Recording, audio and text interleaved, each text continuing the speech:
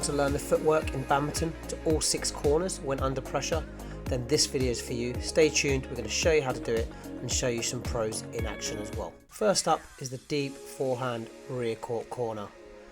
This is going to be used when the shuttle's played behind us, either off a quick flick from the net or a punch clear or attacking clear from the back, and we don't have time to intercept it. For this footwork, we're going to split, cross behind, lunge, and hopefully neutralize the shuttle back into court. And you can see as we're moving here, we're turning as we go, and we're turning that foot out as we lunge deep into the corner. The idea of crossing behind is it allows us to keep our hips nice and open, allowing us to play nice flat straight neutralizing shots, but also to play cross court as well, and to punch out, play to the back as well as playing some drives when the lift's a little bit shorter. And I think if they lift a little bit shorter, sometimes we will, if you see in this example here, it's a little bit shorter, he intercepts it a little bit earlier and he doesn't quite turn his foot out. That does allow him to recover a little bit quicker.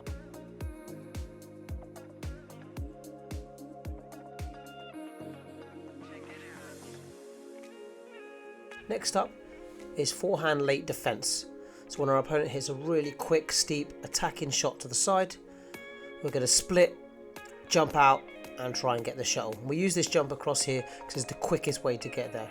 And what I would emphasize on these, and you'll see in these demos here and from this shadow, is that we lead with the racket first. It's most important that we split, get that racket out early. So that's the thing that allows us to get the shuttle back into court. If we get the racket there, we can get the shuttle back in. It doesn't matter if the feet catch up or land a little bit after, because we're playing a soft shot, it's going to give us time to recover. So you see hit, feet are catching up, and I can land and recover in time for the next shot. This will hopefully allow you to get a few more shuttles back rather than trying to do a side step and get those extra steps in. And you'll see here, gets a bit caught off guard, has to jump across to reach it, and yes, he hit a poor lift, but allows him to get back into the rally. He hasn't lost the rally, he hasn't got his opponent running in to kill that next shot. And third up is going to be our late forehand forecourt corner. This is when we're quite deep at the front. Maybe our opponent's played a tight net shot and we're quite deep, we've played a poor drop before, or our opponent's just played a slow, tight, maybe deceptive drop that's caught us a little bit off guard. And for this one, we're going to split, cross in front, and then deep lunge for these ones that are really close to the net, deep into the corner. And we need this little crossover in front because it allows us to cover that little bit more distance as we move, and hopefully as a result we're going to get a few of those tighter ones back. And I think it is important here that we try and keep good posture. We don't let our back collapse, head collapse over, legs collapse in. You do have to be quite strong to do this, but once you can get the strength, it's going to allow you to get those deep lifts in and play ourselves back into the rally. If you see here, this example, got caught a little bit by deception there, or looking for the wrong corner, had to cross in front to really dig that out. Now she's back in the rally, neutralized the threat. So cross in front, lift out, a little bit off balance, but gave herself time to recover. Now she's back in the point. Next up is the late backhand corner. We're going to get in trouble sometimes. That shuttle's going to go behind us. We're going to have to try and dig it out from these back corners. So you can see from the demo here, it's a split, side step, and a lunge deep in the backhand corner. And that lunge will be a little bit deeper the deeper the shuttle goes.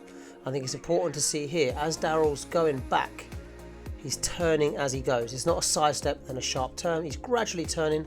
See that left foot of his starts to turn, and then he's got his back to the net as he's hitting the shot. It's really important we're not trying to look where our shuttle's going too early. We're keeping our eye tracking that shuttle as it comes over and making sure we've got our back to the net as we're hitting. And I think it is important with these that we do get our racket prepared back nice and early, and our action footwork is nice and smooth to allow for a more consistent, precise shot as well.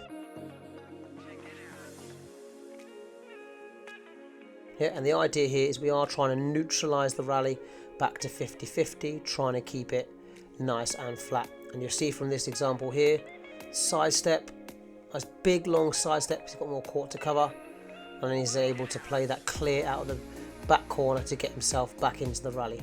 Yeah, and you can see back to the net as he's hitting as well. And then look at that, back in the rally on the attack. Really, really good stuff. Next up is the late backhand defense. Again, this one very similar to the forehand in the sense that we're going to be splitting, getting that racket out quick, and we want to make sure that racket's there first because that's what plays the shuttle back. And again, the feet are probably going to catch up after. I'm sure you've seen Lee Chong Wei on the floor lots of times here, almost in a press-up position.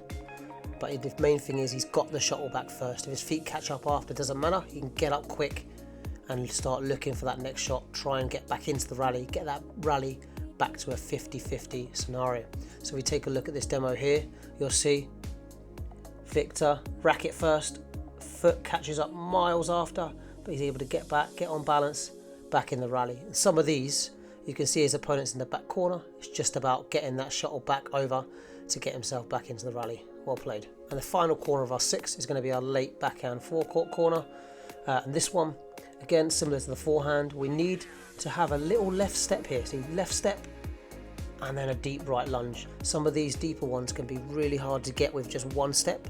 So it's important we all get good at using our, I say left foot here because Daryl's right-handed, but using our non-racket leg to help us get into the net nice and early. Again, when you can, try and keep that head up, keep that good posture, because otherwise it will affect the quality of your shot. And of course we don't want to be making mistakes. We want to be trying to get ourselves back into the rally and neutralize the threat of the attack. And hopefully here, if you can hit a good length lift, that'll be enough to stop the threat from your opponent and get back into that point. And what we are going to do after our lifts as well is nice and relaxed, especially if it's high, skip back recovery, save some energy on the way back rather than having to sprint back or sidestep back. Yeah, you see here, under pressure, but keeping that footwork nice and smooth, not panicking. Nice deep lunge, especially there, trying to pull that one back. And you'll see in this example here, they're very tired. So they are having to get themselves back into the rally. Left, right, bam, get that lift back up. And if any of you saw that game, it was a brutal one.